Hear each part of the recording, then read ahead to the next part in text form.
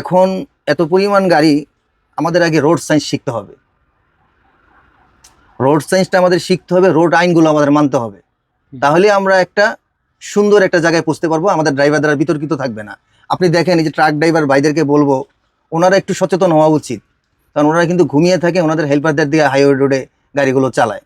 তো দেখা যাচ্ছে কি একজন দক্ষ চালকের অভিজ্ঞতা আর একজন সাধারণ নতুন নবীনদের অভিজ্ঞতা এক হবে না। তো ওরা ওরা তো যাইতেছে হুট করে ডানে বামে ঘুরতেছে, তা আপনার গাড়ি তো স্পিডে থাকে, আপনাকেও তো নিয়ন্ত্রণ করতে হবে, আপনার তো ওই পরিমাণ জায়গার দরকার আছে।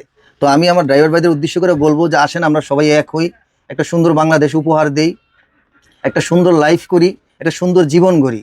আমার জীবন আমার ফ্যামিলির কাছে অনেক দামি, আমার গাড়িতে যে প্যাসেঞ্জারটা থাকে তার জীবনও ওনার ফ্যামিলির কাছে অনেক দামি।